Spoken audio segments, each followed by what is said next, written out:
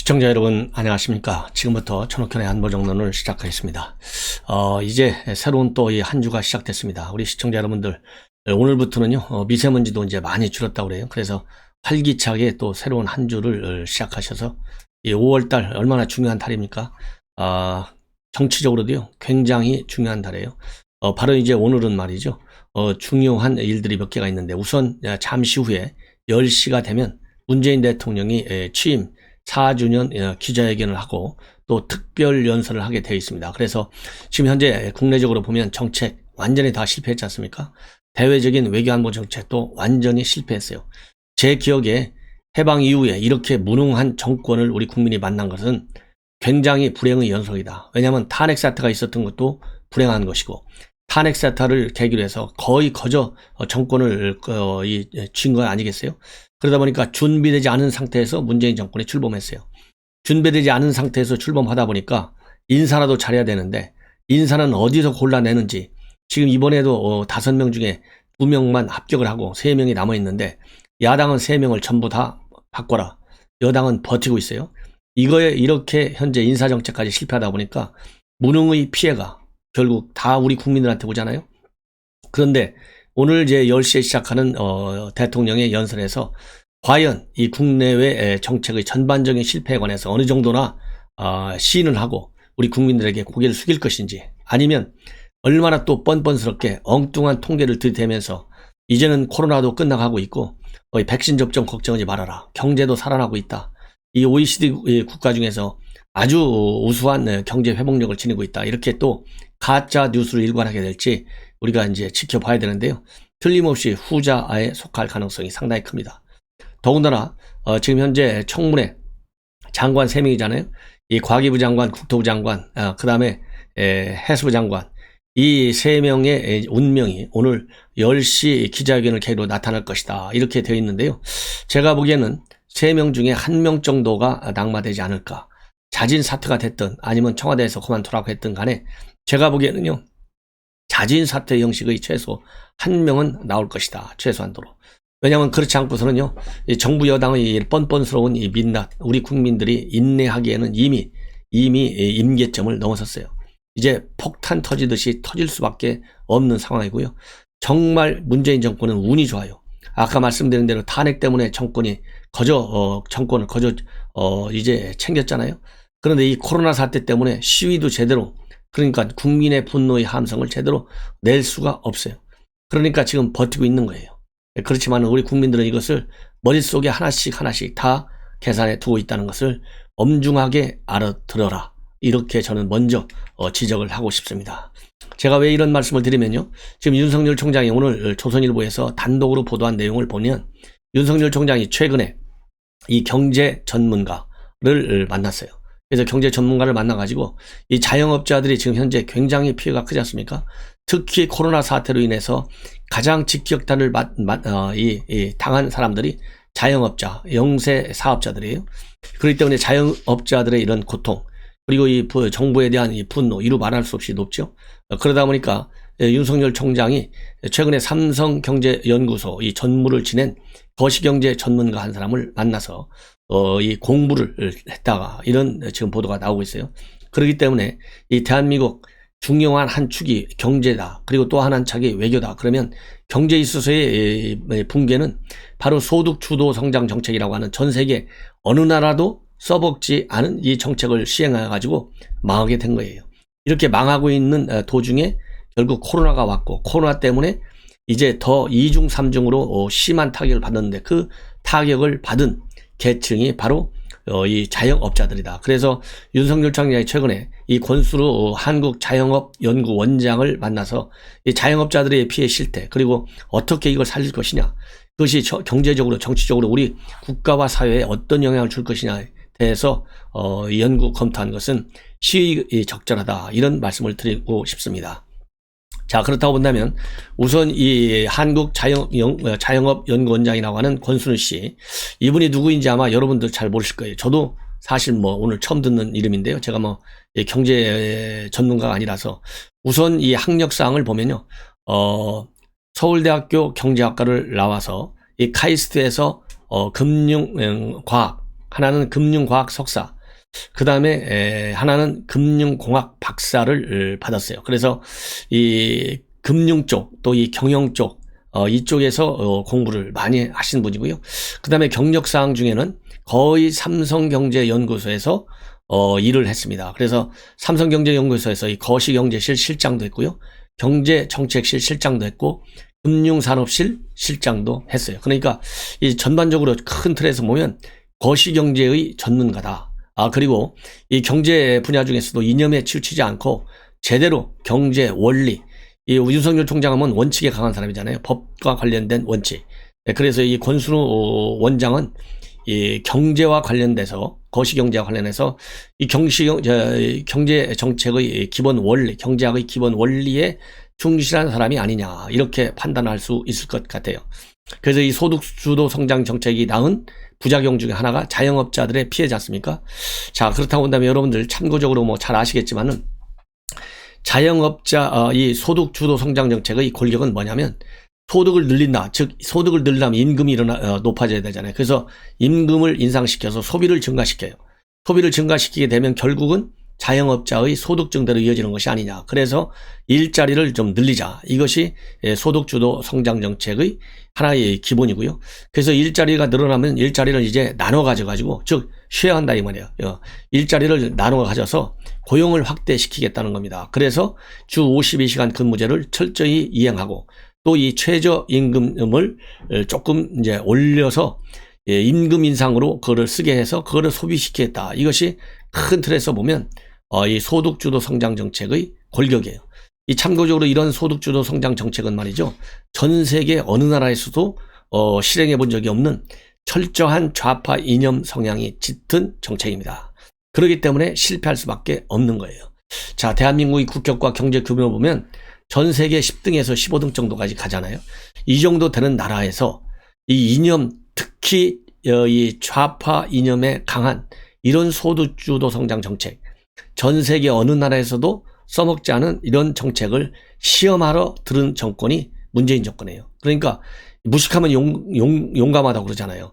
이것만 보더라도 얼마나 문재인 정권이 무식하고 용감한지를 알 수 있어요.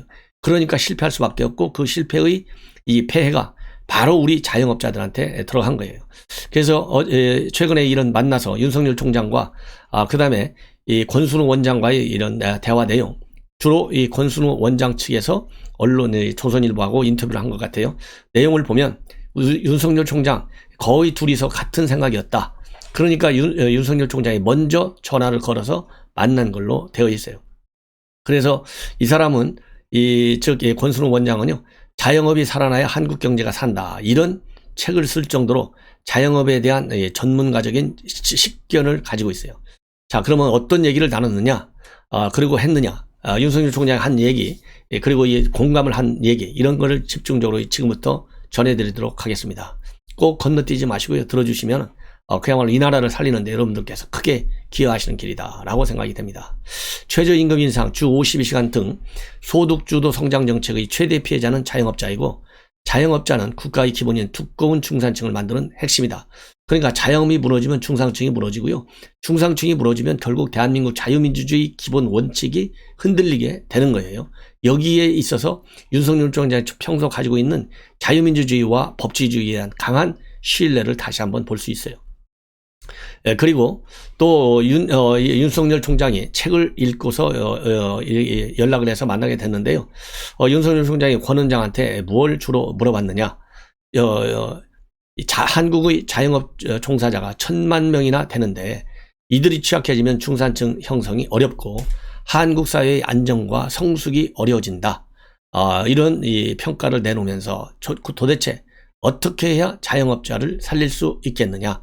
이런 질문을 했다고 합니다. 그러면서 그 다음에는 또 이 정규직 중심의 노동시장이 지금 굉장히 양극화되어 있다 보니까 양질의 일자리가 없어졌고, 여기에 밀린 사람들이 자영업에 대거 몰려들어가지고 자영업의 공급 과잉이 발생했다. 이것이 권 원장의 의견인데, 이러한 권 원장의 의견에도 윤석열 총장은 공감했다. 이렇게 지금 알려지고 있습니다. 그래서 이 권 원장은 현 정부는 소득주도 성장 모델을 제시하고 있지만 노동 기업 시장의 구조적 문제 때문에 실패할 수밖에 없었고, 코로나 재난지원금도 자영업 피해 규모에 비춰볼 때 절대적으로 부족하다, 이런 의견을 제시했고 마찬가지로 공감을 표시했다, 이렇게 권 원장이 밝히고 있고요. 그 다음에는 또 이 권 원장의 진단은 또 뭐냐면, 한국의 기업 자영업자가 양극화해서 구조적으로 소주성, 즉 소득주도 성장 정책의 천재인 임금 인상을 감내하기가 어렵다, 이겁니다. 여러분들 다 동의하시잖아요. 그러니까 만나는 사람마다 자영업하는 사람들, 그 다음에 영세 사업자들이, 자영업자들이 이거 못 살겠다, 바꿔치자, 이런 불만이 많은 거 아니에요? 그래서 이 민생경제가 결국은 파탄되게 이뤄놓고, 그러다 보니까 말하자면 제대로 된 중산층 다 무너지게 된 거예요. 그래서 이 임금 인상을 자영업자들이 감내하기 어려우니까 결국은 노동 유연성을 높이고, 또 이 기업도 과소고용, 과잉 노동에서 벗어나서 이 괜찮은 일자리를 늘려야 되고, 그래야 자영업자 비율이 적정 수준으로 이제 줄어들고, 이러한 이 선순환적 기능을 할 수 있다. 이런 이 권순우 원장의 평가가 있었는데요. 이러한 권순우 원장의 생각에 관해서 윤 총장도 생각이 거의 비슷했다, 이렇게 알려지고 있습니다. 그 다음에 또 윤석열 총장은 말이죠, 중소규모의 자영업자에 대해서는 최저임금과 주 52시간제를 탄력적으로 운영해야 된다. 이거는 뭐 우리 국민들이 거의 대부분 공감하고 있는 부분이지 않습니까? 그래서 최저임금 인상 증가 폭을 일시적으로 조금 줄이는 조치를 문재인 정권이 내놓기도 했어요. 그만큼 이 소득주도 성장이 가져온 이 불합리, 그리고 이 논리적인 취약성, 이거는 뭐 이미 경제에 상당한 충격을 주고 있지 않습니까?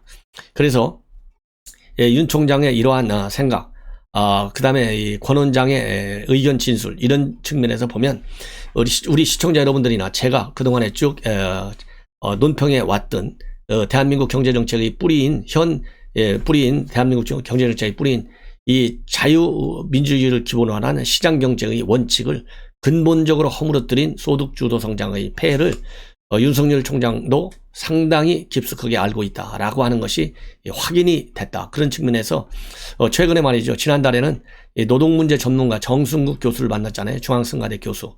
그래서 정규직, 비정규직 양극화된 노동 문제를 다뤘고, 이번에는 이제 영세 사업자들, 자영업자들 또 이 애로사항을 많이 들었어요. 이 두 가지를 통해서 보면 윤석열 총장이 경제 문제에 관해서 그러지 않아도 이 특수통이고, 그 다음에 이게 경제 이런 범죄를 많이 다뤘기 때문에 경제 문제에 대해서 누구보다도 강한 전문적 지식을, 검사이지만 생각보다 많이 가지고 있다, 이런 얘기들이 언론에 많이 보도됐는데, 이런 언론의 보도가 상당한 신뢰성을 가지고 있는 것이 아니냐 하는 생각이 들고요. 그리고 이러한 상황에서 윤석열 총장에 대한 이제 정치권, 특히 야권의 평가에 말하자면 피로도가 좀 쌓이고 있다, 이런 보도가 나오고 있어요. 왜냐하면 비교적 요즘 여론조사 나오는 걸 보면 양자 대결을 누구하고 하든, 이재명하고 하든 이낙연하고 하든 정세균은 말할 필요도 없이 40 중후반대의 높은 지지를 보이고 있고요. 그 다음에 여당의 후보 이재명, 이낙연은 30대 초중반대, 그래서 10% 이상의 차이로 윤석열 총장이 양자 대결에서도 리드를 하고 있어요. 우세한 상황이에요. 그리고 또 어제 나온 머니투데이 더 300하고 미래한국연구소가 조사한 내용을 보더라도 윤석열 총장이 34.3%, 그러니까 30대 중반을 비교적 안정적으로 쭉 유지하고 있어요. 그리고 이재명 지사는 20대 중반 24.7, 그리고 이낙연은 한 자리 12.5, 이렇게 리드를 하고 있습니다. 그리고 특히 20대에서 이제 강세로 돌아서고 있고요. 또 50대 이상 연령대에서 윤석열 총장이 많이 리드를 하고 있습니다. 다만 40대에서 윤석열 총장과 이재명 지사가 지금 각축을 벌이고 있는데, 윤 총장이 한 절반 정도로 밀리고 있어요. 40대. 자, 이런 상황인데, 그럼에도 불구하고요, 윤석열 총장이 정치적인 진로와 관련해서 특별히 얘기를 하지 않다 보니까, 그리고 이렇게 자맹이 장기화되다 보니까 야당 쪽에서는 이 피로도가 상당히 높고, 그러다 보니까 플랜 B를 찾아야 되는 것이 아니냐, 이러면서 여러분들 잘 아시다시피 윤석열 총장을 필두로 해서 장 외에서는 최재형 감사원장, 그 다음에 김동연 전 부총리, 이런 분들을 이 국민의힘 쪽으로 끌어들여야 되겠다, 이런 생각, 이런 얘기가 이제 본격적으로 나오기 시작하고 있고요. 그 다음에 당내 주자들, 유승민, 뭐 잘 아시지 않습니까? 유승민, 또 이제 김세연 전 의원에 이르기까지 당내에서 많이 거론되고 지금 있다.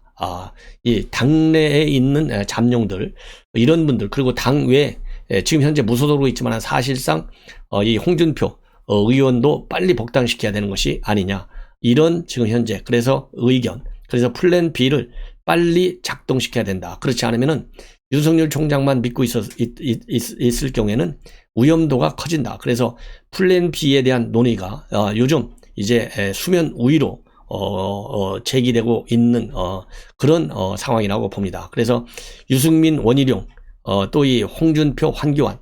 그런데 참고적으로 말이죠, 이 홍준표 의원과 관련해서는 지금 여론조사를 했어요. 아까 말씀드린 대로 이 머니투데이하고 미래한국연구소에서 여론조사를 했는데 홍준표 의원은 복당시켜라, 이것이 절대적으로 높습니다. 65%고요. 그러면 복당을 어떻게 시킬 것이냐, 즉각시켜라, 이것이 또 64%예요.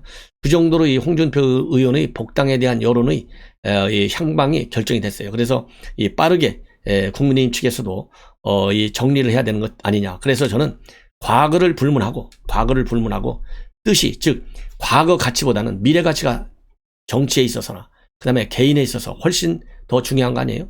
국가에 있어서는 더더욱이 미래 가치가 중요한 거예요. 그래서 미래 비전이 중요해요. 왜 과거의 보수당 정부, 박정희 대통령 이런 분들이 평가를 받느냐? 미래 비전은 제대로 나온 거예요. 한국이 먹고 살 길, 미래 산업 구조의 개편. 그래서 오늘날 지금 조선 산업, 자동차 산업, 화학 산업, 철강 산업, 이런 그 반도체 산업, 이런 것들이 대한민국을 먹여 살리고 있지 않습니까? 이런 큰 미래 비전을 내놔야 돼요. 문재인 정권의 문제점은요, 미래 비전이 전혀 없는 거예요. 반대로 과거 지향, 전부 국정농단, 사법농단, 적폐. 4년 내내 한 게 뭐예요? 적폐밖에 한 게 없어요. 여러분들 아무리 생각해 보십시오. 무슨 생각이 납니까? 문재인 정권은 적폐 청산밖에 더 있습니까? 이런 과거 지향적 정부를 가지고는요, 미래가 보이지 않아요. 그래서 우리 국민의힘에서도 이 플랜 B를 세울 때는 과거의 잘잘못, 물론 짚기는 한번 해야 되겠죠. 그러나 그 짚는 것이 내부 분열을 일으키고 야권의 분열을 일으킬 정도로까지 심화 발전시켜서는 아니 되겠다. 그리고 당사자들도 거기에 맞는 수준의 국민에 대한 필요한 상응 조치를 내놓으면 되는 것이지, 미래 가치를 가지고 경쟁해야 되겠다. 이런 저는 주장을 강력히 하고 싶어요. 그래서 이 대한민국의 미래 가치, 야권에서의 미래 가치는 문재인 정권을 이 정권을 창출하지 못하게, 즉 심판론, 이 현재에 있어서의 심판을 가지고 미래 비전을 키워나가는, 파일을 키워나가는 이런 후보를 뽑아내야 돼요. 자, 그런데 가운데서 이 홍준표 의원하고요, 김웅 의원이 맞짱을 붙었어요. 자, 제가 어제도 간략하게 말씀을 드렸는데 이 김웅 의원이 또 이 중앙일보하고 스팟 인터뷰를 했습니다. 그래서 이 어떤 입장을 내놨느냐, 상당히 두 가지 충격적이에요. 하나는 남의당 일에 상관하지 말라. 그래서 홍준표 절대 복당이 불가하다, 이런 이 기조를 깔고 있고요. 두 번째로는 본인은 송파 강에서 다음에는 출마하지 않겠다. 그러니까 마치 이철이 지금 현 정무수석이 출마 선언을 불출마 선언을 해가지고 지금 정무수석에 가 있잖아요. 그런 것처럼 이제는 이 김웅 의원, 이유가 어떻게 됐든지 간에 불출마 선언했는데 이 약속이 또 어떻게 지켜질지 안 지켜질지도 또 하나의 이제 또 언론의 관심거리가 되지 않을까 싶은데요. 뭐라고 얘기했냐면, 이 중앙일보의 인터뷰를 통해서 뭐라고 얘기했냐면요, 이렇게 얘기했습니다. 홍 의원은 제발 남의 당 일에 상관하지 말라. 막말하는 분만 당이 없으면 초선이 당대표를 해도 당이 순항한다. 당의 구태를 쇄신하겠다는 내 주장은 험담이고 내게 저주를 퍼부은 홍 의원 글은 미담이냐, 이렇게 얘기를 했습니다. 그리고 이 외부 인사에 의존한다는 홍 의원의 비판에 관해서는 내가 김종인 비대위원장과 지난 7일날 만난 걸 못마땅하게 보는 것 같은데 그분은 당 소속 인사다. 또 윤석열 총장 여기군 이미 많은 당내 주자들이 제안했다. 내 지역구인 송파갑과 홍 의원이 대구 수성을 중 도대체 어디가 온실이냐. 당을 망친 그런 정치 경륜은 배우지 않겠다. 이렇게 일가를 하고 나오고 있습니다.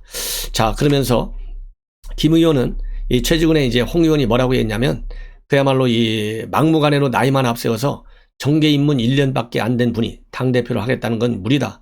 정치 선배들 험담하고 외부 인사들의 기대어 떠보려고 하는데 일찍 핀 꽃은 일찍 시든다. 더 공부하라. 이런 이 페북에 글을 올렸어요. 여기에 관해서 왜 느닷없이 이런 글을 올렸느냐 모르니까 이 김 의원은 그의 복당의 부정적인 날을 이참에 길들여 보겠다는 것이다. 오히려 난 홍 의원이 변하겠다고만 하면 받아주겠다고 복당의 길을 열어줬는데 오늘 보듯 그분은 참 안 변한 것 같다. 이렇게 주장을 하고 있어요. 그러면서 홍 의원이 복당하는 순간부터 당이 시한폭탄을 안고 살게 되는데 윤 전 총장이나 다른 유력 인사들이 이런 당에 오겠냐. 이런 이 비판이 그야말로 이 칼비판을 하고 있네요. 그리고 또 이 김종인 비대위원장과의 회동에 대해서 한마디 했어요. 내심 내가 세상 물정 모르고 당대표에 나서는 건가라는 고민이 컸기 때문에 만났는데 만나고 나서 후에 영남을 볼모로 삼아 단물만 빠는 인사에 당을 맡겨선 안 된다. 이번에 반드시 당의 세대 교체가 필요하다는 확신이 들었다. 이렇게 밝히고 있습니다. 자, 그러면서 말이죠. 이 마지막으로 이 김웅 의원, 당의 미래를 이끌겠다는 사람은 자신의 정치적 자산을 청년들에게 양보해야 하고 다음 총선 때 송파갑은 퓨처 메이커 중 한 명이 대표할 수 있는 곳이 되기를 바란다. 그러면서 불출마 입장을 밝혔습니다. 시청자 여러분, 이것으로 제 방송을 마치고 또 이어서 중요한 뉴스 여러분들께 수시로 보도해 드리도록 하겠습니다. 이제 오늘 잘만 하면요, 제가 70만 대군을 모실 수 있을 것 같습니다. 시청자 여러분들께서 한두 분씩만 더 모셔주시면 제 방송은 일체의 경비 지원을 받지 않습니다. 저에게 큰 힘이 될 것 같습니다. 항상 감사합니다.